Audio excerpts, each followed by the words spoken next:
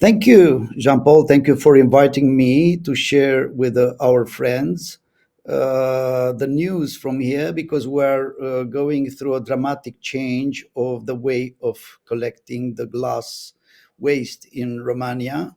As everybody may know, just 2 years ago was a disaster in and the very low figures for collection and recycling for glass.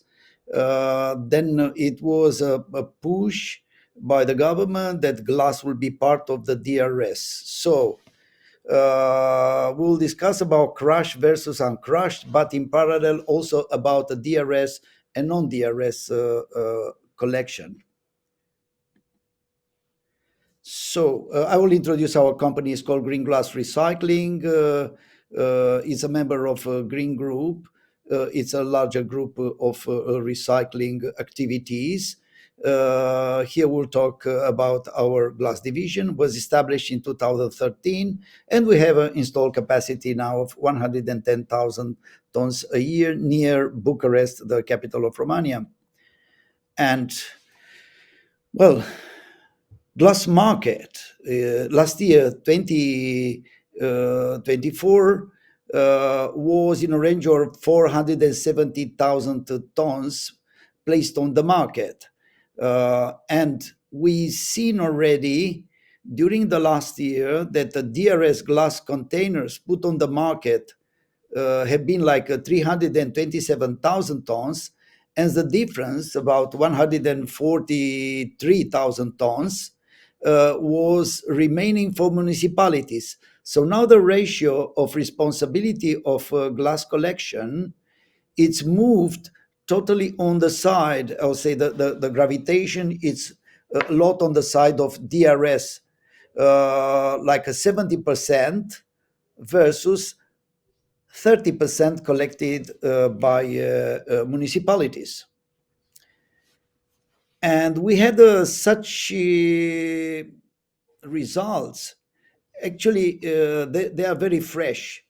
90% is a DRS rate of collection in January, February 2025. I will say it's amazing to reach 90% in less than 1.5 years now, which means that consumers have been embracing this solution and is really working. On the other side, the municipal collection, it's steady growing, but is still in the range of 60%. And we see here a lot of work to continue to raise the results. Well, the Romanian deposit return system, it's called Returo, it's a name, was launched in November 30th, 2023.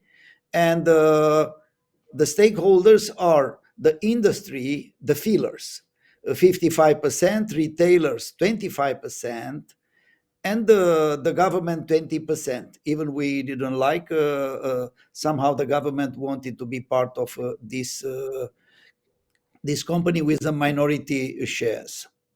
Then it's a nationwide coverage. Practically, it's from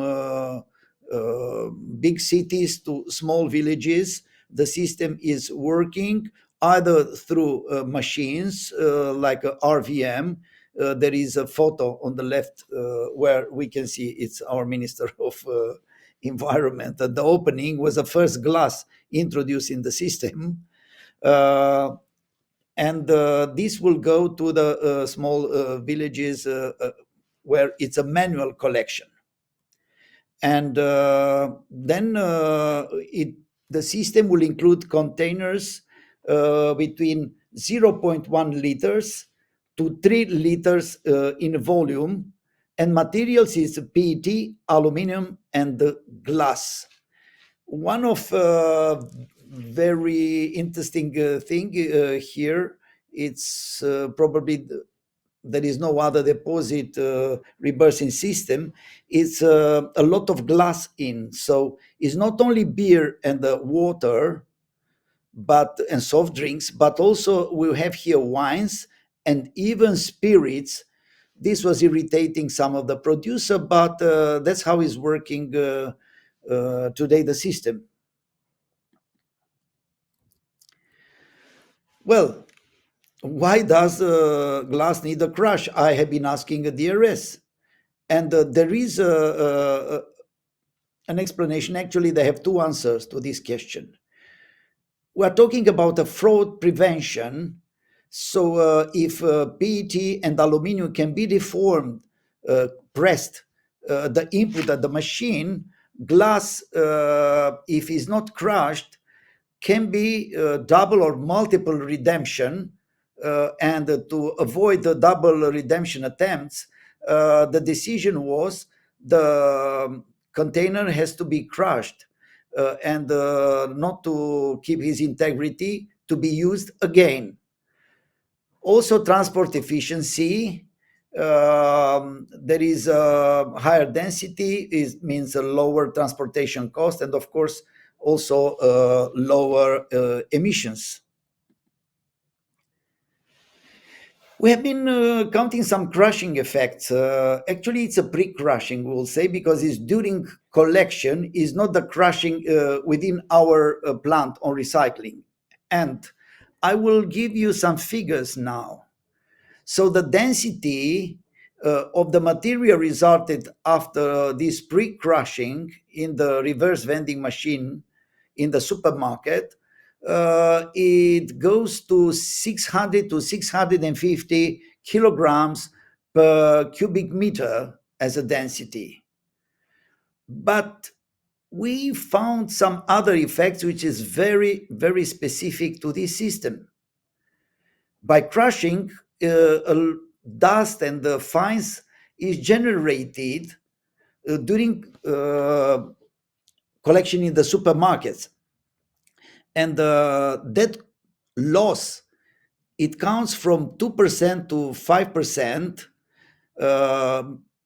and it comes from the big bottle over 500 milliliter to 3 liters, generates less fines, like 2 or 3%. But when we speak about small bottles like 300 milliliter or less, we are moving to 5%. So it's a considerable loss, material that is not arriving to our recycling plant. It's lost just there in their waste. And we have another thing, a fresh label effect.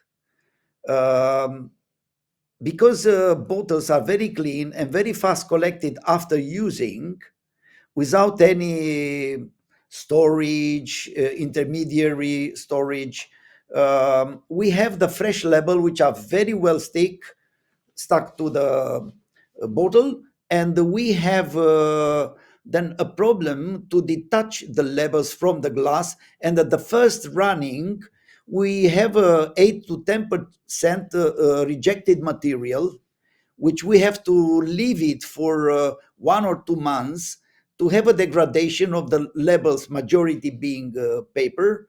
So we have to run again this quantity. This is an effect we didn't anticipate at the very beginning. We can see here how material looks now on these two flows we have on collection. On right, you can see non-DRS. It's a contaminated material. Also inside we can find, as usual, CSP. But on the very left, we can see the uncrushed bottles that they look as new. In the middle, we have a DRS crushed material. Well, we make some recycle test results, and this is a very rough. We have been running like 20 tons of which type of material, like DRS uncrushed, DRS crushed, and not DRS material, municipal.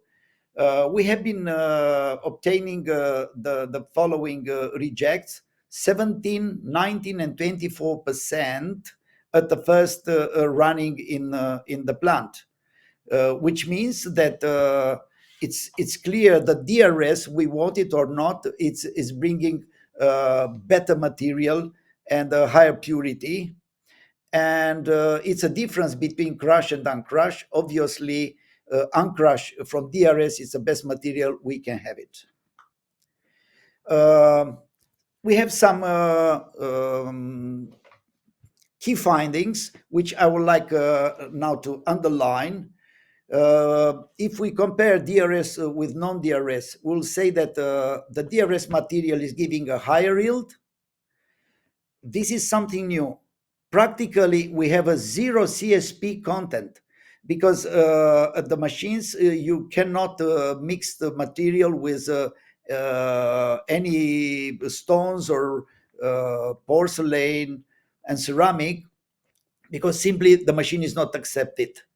Then we have also seen a 50% reduction savings in the energy for the dryers, because material is really very nice, doesn't need too much of drying. And also we have been seeing a longer lifespan. Practically the life is double for the filtering system that is capturing the dust. But also we have a negative impact, DRS versus non-DRS, the fresh level effect. So 8 to 10% we need to reprocess. DRS crushed versus DRS uncrushed, it's not very much to talk here about. Just the crushed material is giving a lower transportation cost by having a higher density and less CO2 emissions. And also we can see a lower yield in a case of crushed DRS material. But what we have to count in the system, it's at the collection at the very beginning between 2 and 5%. It's additional loss by crushing on the flow. This has to be evaluated for reporting in the next years to understand how much is collected, how much is recycled. Well, thank you for that, and I'm looking to hear your question.